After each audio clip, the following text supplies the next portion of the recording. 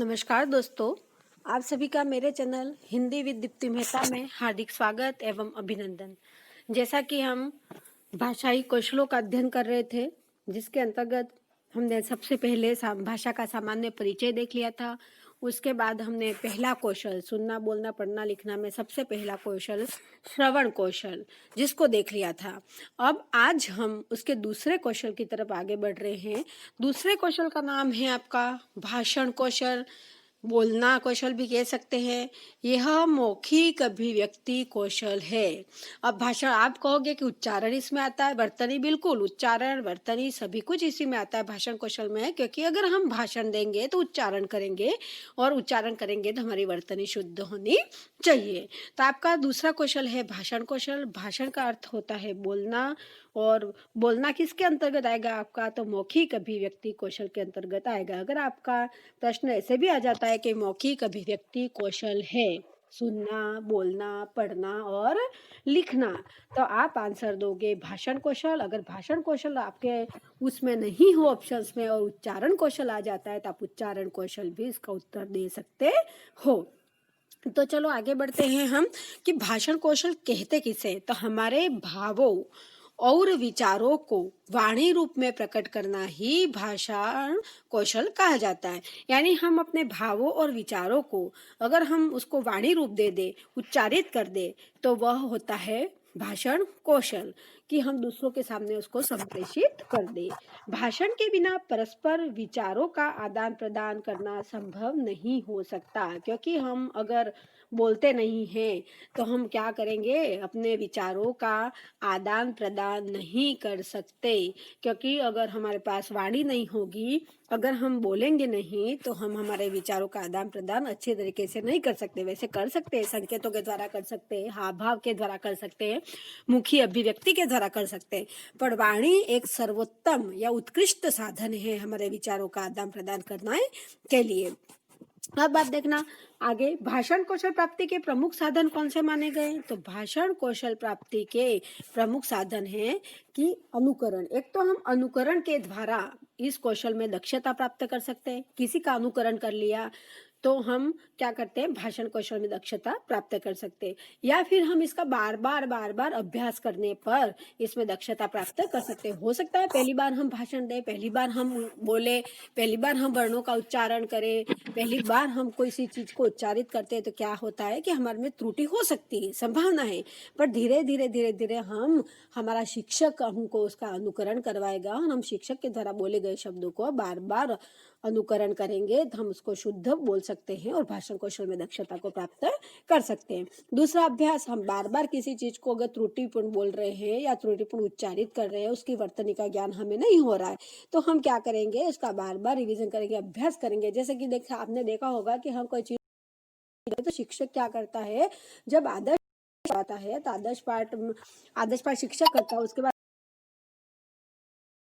हम पाठ करते हैं, बच्चे उस उच्चारित करते हैं, तो शिक्षक पे उन शब्दों को लिख देता है और उसके बाद उनको वह क्या करता है, शुद्ध उच्चारित करने का उनको अभ्यास कराता है बार बार के, नहीं इसको ऐसा नहीं बोलते, इसको ऐसा बोलते हैं। तो अभ्यास के द्वारा कौशल में दक्षता प्राप्त की जा सकती है। के उद्देश्य देखो कि उद्देश्य क्या होते हैं भाषण।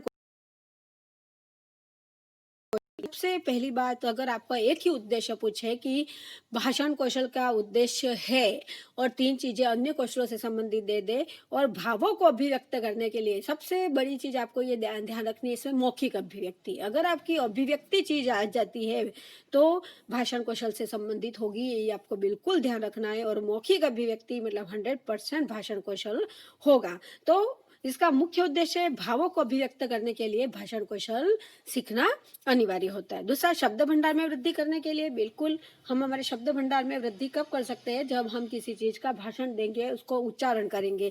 और शब्द भंडार में वृद्धि के लिए हमें बार बार इसका अभ्यास करना पड़ता है।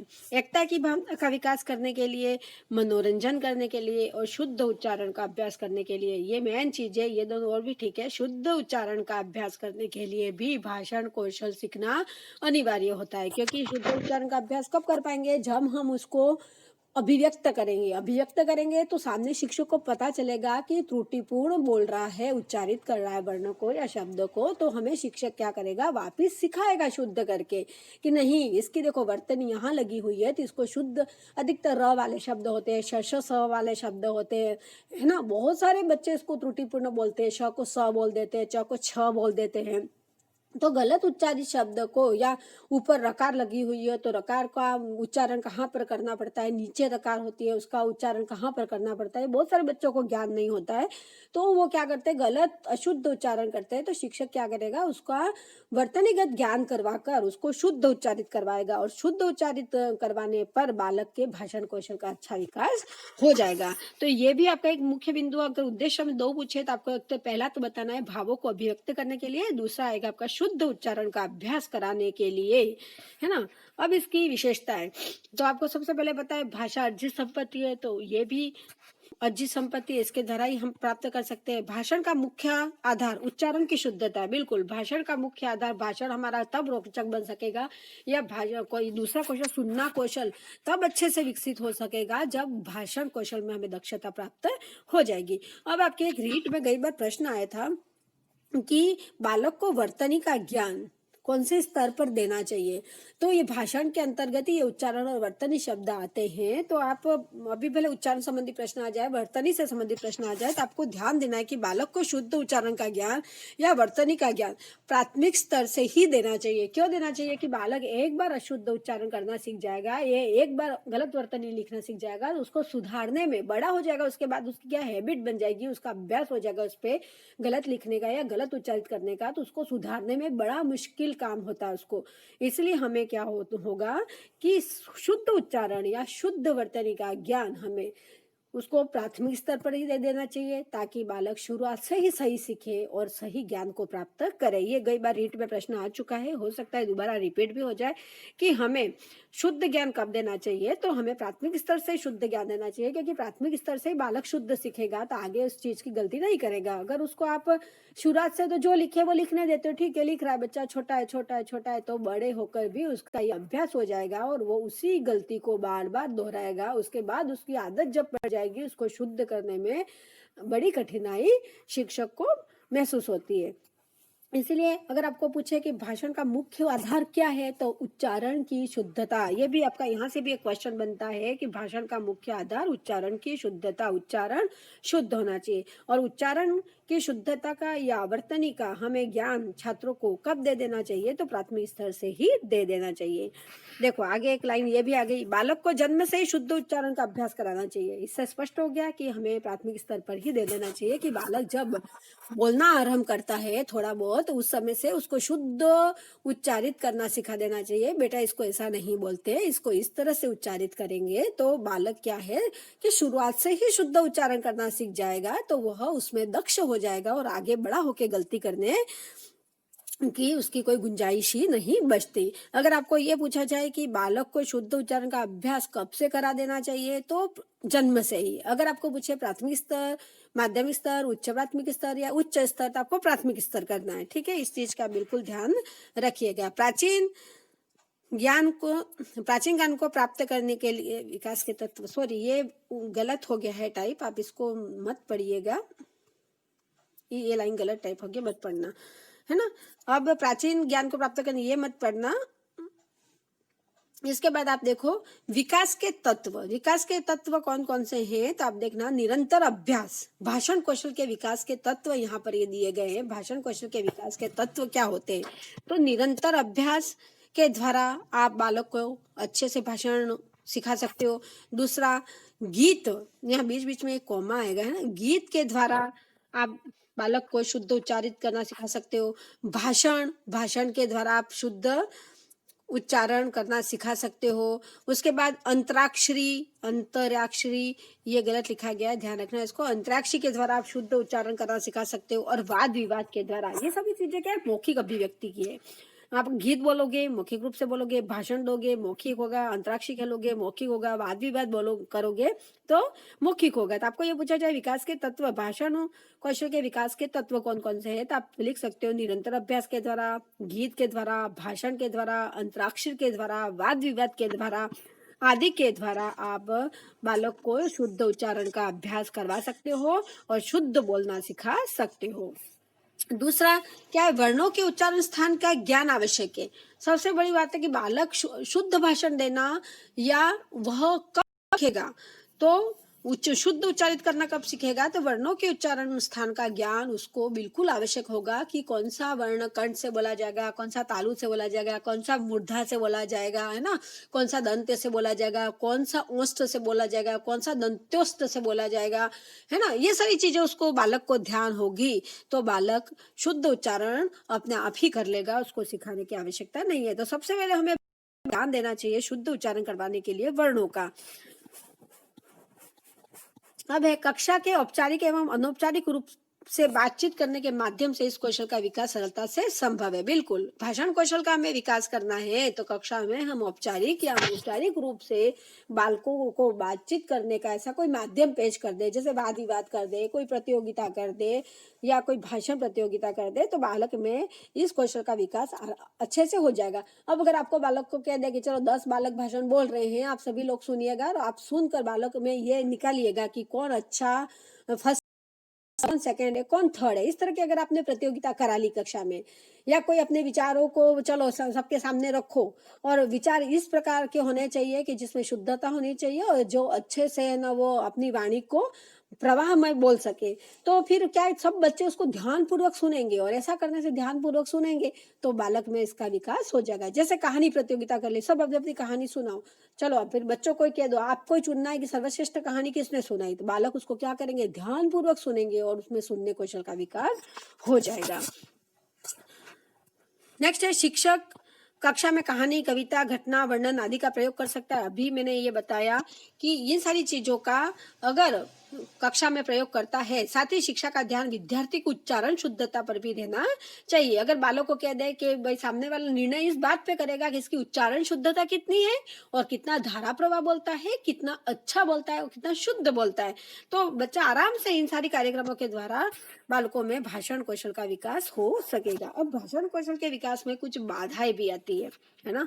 अब बाधाएं क्या क्या आती है, ये तो सारे तत्व थे कि इन चीजों के द्वारा बच्चों में भाषण कौशल का विकास कर सकते हो। अब कुछ इनमें बाधाएं आएगी। बाधाएं कौन कौन सी, देखो, वर्णों के उच्चारण स्थान का ज्ञान न होना। बिल्कुल, अगर बालक को ये पता नहीं है कौन सा वर्ण कहाँ से उच्चारित होगा तो बालक इस चीज को अच्छे से, भाषण कौशल का विकास उसमें अच्छे से नहीं हो पाएगा। दूसरा, अशुद्ध बोलना, छात्र अशुद्ध बोलेंगे, शब्द भंडार की छात्रों के पास कमी होगी या विराम चिन्हों, ये चिन्हों गलत टाइप हो गया, चिन्हों ऐसे लिखते, देखो ची ह के नीचे हलन और नो पे बिंदी, ये ऐसे चिन्हों ऐसे लिखा जाता है, को ध्यान में ना रखना या अपर्याप्त स्वर आदि।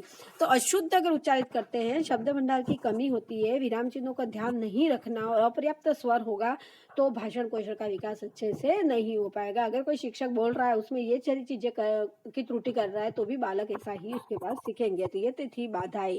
अब आपके आता है मौखिक अभिव्यक्ति कौशल को विकसित करने की विधियां। अगर बालक में मौखिक अभिव्यक्ति कौशल आपको विकसित करना है, कौन कौन सी विधियों के द्वारा आप मौखिक अभिव्यक्ति कौशल को विकसित कर सकते हो। सस्वर वाचन, आपको बिल्कुल पता है, सस्वर वाचन यानी छोटे बच्चों को एक साथ, ये वाचन के प्रकार के अंतर्गत आता है। उसमें स्वस्वर वाचन के भी 2 प्रकार होते हैं, है ना। तो स्वस्वर वाचन में एक व्यक्तिक वाचन होता है, एक संवेद वाचन होता है। तो संवेद, यहाँ पर व्यक्तिक वाचन से मतलब नहीं है, संवेद वाचन से मतलब है कि एक साथ बालक जोर जोर से उच्चारित करे किसी पाठ को, किसी कविता को, तो जिसके द्वारा छात्रों में मौखिक अभिव्यक्ति का विकास हो जाएगा। दूसरा, कविता पाठ करना।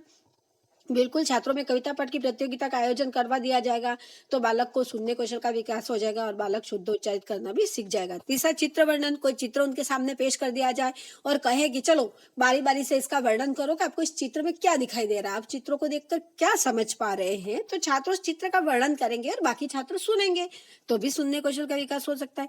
संवाद, छात्रों से, आप शिक्षक छात्रों के बीच में आपस में संवाद कराए जा सकते हैं, छात्रों के बीच में आपस में संवाद कराए जा सकते हैं और संवाद के माध्यम से भी आप छात्रों में भाषण कौशल या सुनने कौशल का विकास करा सकते हो। वाद विवाद के द्वारा पहले से आपको बता दिया था, भाषण के द्वारा और नाटक मंचन के द्वारा भी आप में ये विकास छात्रों में आप करवा सकते हो। तो यहाँ पर ये खत्म होता है भाषण कौशल।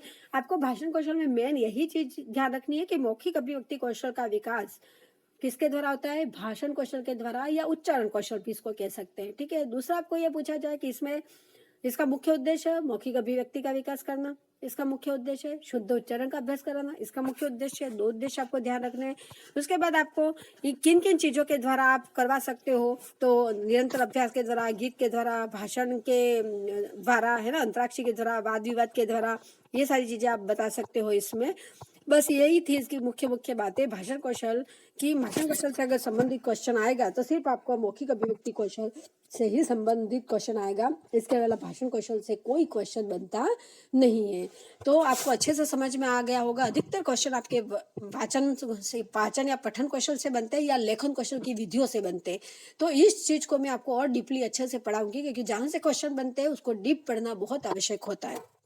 ओके, तो आपको ये अच्छे से समझ में आ गया होगा। आपको समझ में आया हो तो ज़्यादा से ज़्यादा मेरे वीडियो को लाइक करें, शेयर करें, मेरे चैनल को सब्सक्राइब करें।